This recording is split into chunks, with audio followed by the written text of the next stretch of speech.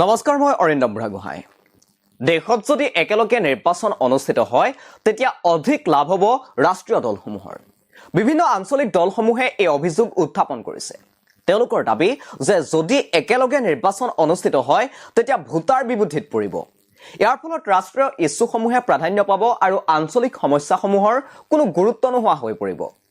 Voter বিবুদ্ধিত পৰিব যে বাংলাদেশৰ হিন্দুৰ ওপৰত হোৱা অত্যাচাৰ ৰোধ কৰিবলৈ ভোট দিব নে অসমলৈ হৈ থকা বাংলাদেশীৰ অনুপ্ৰৱেশ ৰোধ কৰিবৰ বাবে ভোট দিব, ৰাস্তা ঘাট নিৰ্মাণৰ বাবে ভোট দিব নে পাকিস্তানক এশিকনি দিবৰ বাবে তেওঁলোকে ভোট দিব। ইছ্যু ভিত্তিত বা অঞ্চল ভিত্তিত বা সমস্যা ভিত্তিত জনসাধাৰণে নেতা বা দল বাছনি কৰিবলৈ সুযোগ নাপাব নেকি? চাওঁ আহক দেশৰ শেহতীয়া 28 বছৰৰ নিৰ্বাচনৰ এটা শেহতীয়া পৰ্যালোচনা।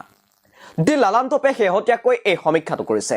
তেওঁলোকে বিগত 28 বছৰৰ পৰিসংখ্যাৰ তুলনা কৰি দেশত একেলগে নিৰ্বাচন অনুষ্ঠিত হলে ভোটাৰৰ মাজত কি প্ৰভাৱ পৰে সেয়া দাঙি ধৰিছে।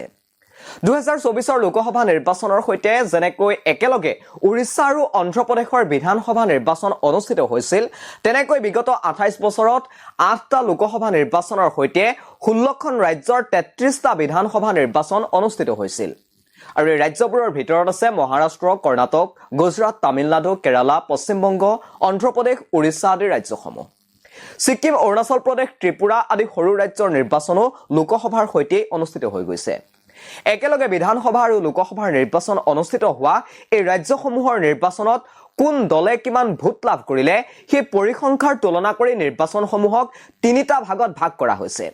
প্ৰথম ভাগত এনে নিৰ্বাচনসমূহ ৰখা হৈছে য'ত বিধানসভা আৰু লোকসভা নিৰ্বাচনত কোনো দলে লাভ কৰা ভোট শ্বেয়াৰৰ মাজত 3%তকৈ অধিক ব্যৱধান আছে। দ্বিতীয় ভাগটোত আছে ভোট শ্বেয়াৰৰ পাৰ্থক্য 1ৰ পৰা 3%ৰ ভিতৰত থকা নিৰ্বাচনসমূহ। আৰু তৃতীয় ভাগত ৰখা হৈছে ভোট শ্বেয়াৰৰ পাৰ্থক্য 1%তকৈ কম থকা নিৰ্বাচনসমূহ। বিগত 28 বছৰত অনুষ্ঠিত হোৱা এই 33টা নিৰ্বাচনত 13খন ৰাজ্য প্ৰথম ভাগত পৰিছে। অৰ্থাৎ 33টা নিৰ্বাচনত 13খন ৰাজ্যৰ বিধানসভা আৰু লোকসভাৰ নিৰ্বাচনত কোনো দলে লাভ কৰা ভোট শ্বেয়াৰত 3%তকৈ অধিক পাৰ্থক্য আছে। উদাহৰণস্বৰূপে শেহতীয়াকৈ লোকসভা নিৰ্বাচনৰ সৈতে অনুষ্ঠিত হোৱা অৰুণাচলৰ বিধানসভা নিৰ্বাচন। ইয়াত বিজেপিয়ে বিধানসভা নিৰ্বাচনত 54.5% ভোট লাভ কৰিছিল, কিন্তু লোকসভা নিৰ্বাচনত একেটা দলে অৰ্থাৎ বিজেপিয়ে 48.8% ভোট লাভ কৰে। অৰ্থাৎ বিধানসভা আৰু লোকসভা নিৰ্বাচনত বিজেপিয়ে লাভ কৰা ভোট শ্বেয়াৰৰ পাৰ্থক্য হৈছে 5.7%। আনফালে কংগ্ৰেছে ৰাজ্যখনৰ বিধানসভা নিৰ্বাচনত 5.56% ভোট লাভ কৰিছে আৰু লোকসভাত 30.3% ভোট লাভ কৰিছে। কংগ্ৰেছৰ ক্ষেত্ৰত এই পাৰ্থক্য হৈছে 24.74%। তেনেদৰে অন্যান্য ৰাজনৈতিক দলে বিধানসভাত 39.94% ভোট লাভ কৰাৰ বিপৰীতে লোকসভাত 20.9% ভোট লাভ কৰিছে। অন্যান্য ৰাজনৈতিক দলৰ ক্ষেত্ৰতো এই পাৰ্থক্য 19.04%। অৰুণাচল প্ৰদেশত যিহেতু 2019 আৰু 2014 চনতো একেলগে বিধানসভা আৰু লোকসভাৰ নিৰ্বাচন অনুষ্ঠিত হৈছিল, সেই দুবাৰো ৰাজ্যখনত এই পাৰ্থক্য চকুত পৰিছিল। 2019 চনত বিজেপিৰ 7.35%, কংগ্ৰেছৰ 4.02% আৰু 2014 চনত বিজেপিৰ 15% আৰু কংগ্ৰেছৰ 8.2% ভোট শ্বেয়াৰৰ পাৰ্থক্য দেখা গৈছিল। আনফালে এইবাৰ ছিকিম আৰু উৰিষ্যাৰ ক্ষেত্ৰতো এই পাৰ্থক্য দেখা গৈছিল। ছিকিমত ছিকিম ক্ৰান্তিকাৰী মৰ্চাই বিধানসভাত 58.38% ভোট লাভ কৰিছিল। লোকসভাত দলটোৱে 42.48% ভোট লাভ কৰে। এই দলটোৰ ভোট শ্বেয়াৰৰ পাৰ্থক্য হৈছে 15.88%। ছিকিম ডেমক্ৰেটিক ফ্ৰণ্টে বিধানসভাত 27.37% ভোট লাভ কৰে আৰু লোকসভাত 20.4% ভোট লাভ কৰে। ভোট শ্বেয়াৰৰ পাৰ্থক্য হৈছে 6.97%। সমান্তৰালকৈ উৰিষ্যাত বিজেপিয়ে বিধানসভাত লাভ কৰে 40.07% ভোট, লোকসভাত লাভ কৰে 45.34% ভোট। ভোট শ্বেয়াৰৰ পাৰ্থক্য হৈছে 5.2%। বিজু জনতা দলে বিধানসভা নিৰ্বাচনত লাভ কৰিছিল 40.22% ভোট আৰু লোকসভাত লাভ কৰে 37.53% ভোট আৰু দলটোৰ ভোট শ্বেয়াৰৰ পাৰ্থক্য হৈছে 2.69%।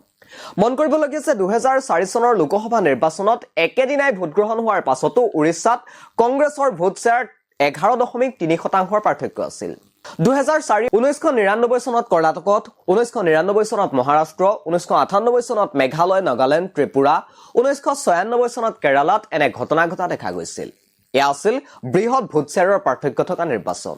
দ্বিতীয় ভাগত অৰ্থাৎ 1ৰ পৰা 3% ভিতৰত ভোট শ্বেয়াৰ থকা ৰাজ্যৰ সংখ্যা আছিল অৰ্থাৎ নিৰ্বাচনৰ সংখ্যা আছিল 12টা আৰু তৃতীয় ভাগত অৰ্থাৎ ভোট শ্বেয়াৰৰ পাৰ্থক্য 1%তকৈ কম থকা নিৰ্বাচনৰ সংখ্যা হৈছে 8টা পৰিসংখ্যা মতে 39% নিৰ্বাচনত ভোট শ্বেয়াৰৰ বৃহৎ পাৰ্থক্য দেখা গ'ল যদি লোকসভা আৰু বিধানসভা নিৰ্বাচন একেলগে অনুষ্ঠিত নহয় তেতিয়া কি হ'ব এই ক্ষেত্ৰত সমীক্ষাৰ বাবে সেইবোৰ ৰাজ্যৰ নিৰ্বাচন লোৱা হৈছে যিবোৰত একেটা বছৰতে বিধানসভা আৰু লোকসভা নিৰ্বাচন অনুষ্ঠিত হৈছে কিন্তু একেলগে নহয় এই সমীক্ষাত পোহৰলৈ আহিছে যে 11খন ৰাজ্যৰ 25টা নিৰ্বাচনৰ ভিতৰত 21টা নিৰ্বাচনত ভোট শ্বেয়াৰৰ পাৰ্থক্য অধিক দেখা গৈছিল বেছিভাগ ক্ষেত্ৰতে এই পাৰ্থক্য 10%তকৈ অধিক আছিল উদাহৰণস্বৰূপে 1998 চনত অনুষ্ঠিত ৰাজস্থানৰ নিৰ্বাচনত বিজেপিয়ে লোকসভাত 41% ভোট শ্বেয়াৰ লাভ কৰিছিল কিন্তু কিছুদিন পাছতে অনুষ্ঠিত বিধানসভা নিৰ্বাচনত বিজেপিৰ ভোট শ্বেয়াৰ কমি আহি 33% পাইছিলহি অৰ্থাৎ ইয়াৰ পৰা এই কথা ক'ব পাৰি যে একেলগে নিৰ্বাচন অনুষ্ঠিত হলে যি প্ৰভাৱ ভোটাৰৰ মাজত পৰে সেই প্ৰভাৱ পৃথকে অনুষ্ঠিত হলে নপৰে ইয়াৰ প্ৰত্যক্ষ প্ৰভাৱ ভোট শ্বেয়াৰত দেখিবলৈ পোৱা যায় এনে প্ৰভাৱ আহি পৰে দিল্লীৰ ডাঙৰ নেতাৰ ভাষণৰ পৰা আপোনালোকে চাই আছিল দি ক্ৰছ কাৰেণ্ট আৰু ইয়াৰ লগে লগে ষ্টুডিঅ'ৰ মজিয়াৰ পৰা মই অৰিন্দম বুঢ়াগোহাঁই বিদায় লৈছো ধন্যবাদ